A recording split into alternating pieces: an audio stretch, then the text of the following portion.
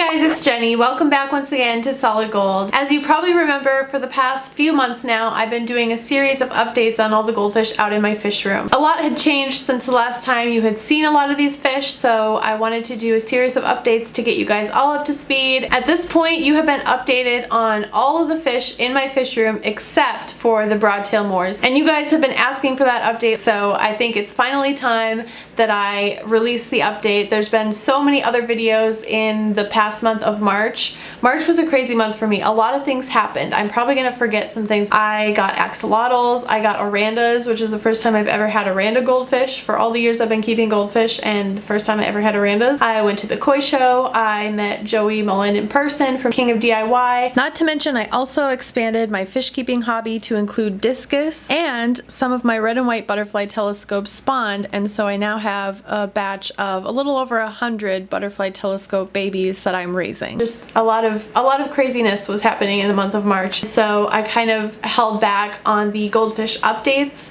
until now because things are finally starting to settle back down a little bit. So finally, the update on the Broadtail moors. I got these fish back in November of 2015, so I've had them for almost a year and a half now. You guys may remember I did an unboxing video where I showed you me receiving the fish and seeing them for the first time in person and adding them to my aquarium. If you missed that video, you can check it out right up here. There will be a little link to it up in the corner. These fish came from another hobbyist goldfish breeder similar to myself. Her name is Amy Shonka, and she is very well known in the goldfish community for her beautiful Broadtail black moors. From what I have managed to glean from the internet, it seems that she got started breeding these fish when she saw a beautiful black Broadtail moor in a pet store. She has shown photos of that original fish on forums and stuff, and it's a gorgeous fish, a really special find at a pet store, because usually you have to search out breeders or search out importers if you want to find really high quality goldfish, but every once in a while you'll find a really high quality specimen at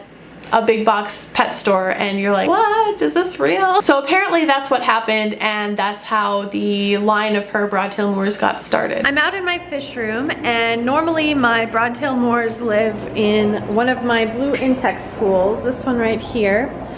But it's empty. Why is it empty? I set them up in a temporary photo/video tank right here.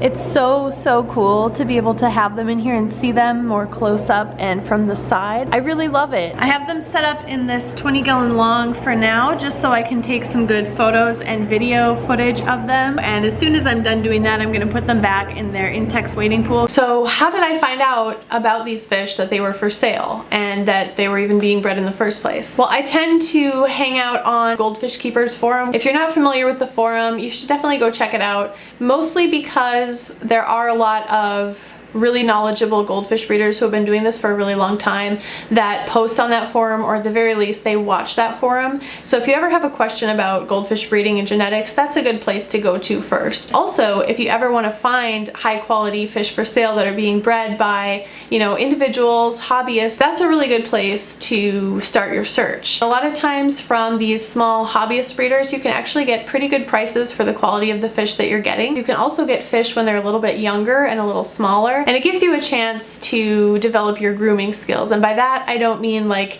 you're gonna grab a brush and comb your goldfish. Grooming in goldfish actually refers to your husbandry and your upkeep of the goldfish themselves, like their water quality, what you're feeding them, how much you're feeding them, and different goldfish varieties sometimes require different grooming methods. You could take a group of 10 ranchu from the exact same spawn and raise 5 of them in one type of conditions and raise the other 5 of them in a different set of conditions, and you can revisit those same fish about a year later, and the two groups of fish could look completely different just depending on the conditions that you raised them in, how you fed them, what your water change schedule was like, etc. So that's what we mean when we refer to grooming a goldfish. So anyways, I know that was kind of a big long tangent, but I hope it was interesting for you guys and shed some light on maybe how you can acquire some of these USA hobbyist bred goldfish for yourself if you live here in the United States. So back in November of 2015, 2015, Amy had posted on Goldfish Keepers forum that she had a group of 1-inch long baby broadtail moors that she needed to find homes for, and of course I immediately jumped at the opportunity because I had been secretly admiring her broadtail moors for a really long time, and I was excited by the chance to finally own some for myself. Looking back at the footage from when I unboxed these fish and first got them, they were so tiny, and so looking at them now, I do realize that they have grown quite a bit, but for adult goldfish, they're actually quite small still, and I don't really know why that is. It could be my grooming, it could be something that I did. Maybe I didn't give them enough gallons per fish, maybe I didn't feed them enough, I just didn't push hard enough with the frequent water changes and frequent feeding to get the growth on them. I really don't know what ended up happening. It could be that they're just genetically small. I don't really know, but I feel that for adult goldfish, they're still quite small. They're also pretty skittish and shy. I guess I'm used to like my big butterfly telescopes that are so docile and friendly, and even my Arandas too. They're not in the least bit scared of me, but these broadtail moors, for some reason, they're just really scared of me. Like if I make a wrong movement around their tank, they're just like darting all over the place and scared. It's probably just because I haven't spent a lot of time around their tank that they're in, and perhaps if they were in an aquarium where I was interacting with them more, over time they would come to be more comfortable with me. I do hope to someday move them into an aquarium where I can see them better from the side, because with their beautiful big broadtails, you really have to see them from the side to fully appreciate the beauty of those fins. So that leads me to my next point, which is, what is a broadtail moor and how is it different from a butterfly telescope? First, let's start with their similarities. They both have the egg-shaped round bodies, they both have big telescope eyes that stick out, and they both have little to no forking in their caudal fins. Most goldfish types will have a fork in their caudal fin. There are some varieties that don't have it. Butterfly telescopes are one. That back edge of the fin is just pretty much straight across. Sometimes there is a very slight indentation, but not really a true fork. It should be fairly straight. Another type that has that is the veil tail. The broadtail, which is what these are, these happen to be broadtail moors or broadtail telescopes because they also have the telescopic eyes. Another type that has little to no forking in the tail would be like a broadtail ryukin, or sometimes referred to as a butterfly tail ryukin. Very similar to a butterfly tail telescope, except they don't have the telescopic eyes. So if they have those similarities, then how are they different? The biggest difference would be with the butterfly telescope. When you view it from above, its tail fins should look like the outspread wings of a butterfly. And to get that effect, it really has to be a tail that comes out from the fish on a very horizontal plane. It's not what I would call pinched at all and kind of, sitting vertical off of the fish, but it really comes out at a sharp 90-degree angle almost and sits horizontally, and then the tail lobes wrap back around towards the face of the fish. In a broadtail telescope, it won't really do that at all. The tail fins will just come out from the fish kind of straight back like normal. They won't be on a horizontal plane. The broadtail telescopes are actually very similar to veil-tail goldfish. They just have telescopic eyes, whereas the veil-tails don't. Broadtail moors or broadtail telescopes are also sometimes referred to as telescopic veil-tails or veil-tail telescopes. The terms here are basically interchangeable. It's just one person is choosing to call it one thing and somebody else is choosing to call it something else. I initially received 7 of these broadtail moors and I only have 5 left now. If I remember right, the first one that passed away, that was quite a while ago, probably almost a year ago, and the second one that passed away was within the past, I would say, 5 months. The issues that they had were really specific to that particular fish that was affected and really didn't spread to any of the other fish. They just kind of affected one fish and that fish ended up dying and the rest of them were fine. I can't tell these fish apart.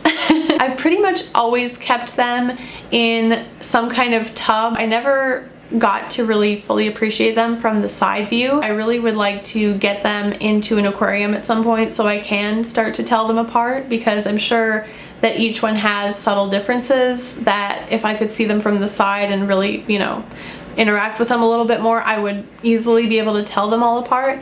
But right now, the only one that I can differentiate is the one that has outturned operculum. That is when the gill covers, they usually lay flat on the sides of the fish. Sometimes in some fish, the gill covers will curl up at the edges, and there is one that has that. So that's a pretty easy one to tell apart from the other ones. Alright, I've gotten enough photos and videos of these guys, so I scooped them up and they're gonna go back in their Intex wading pool.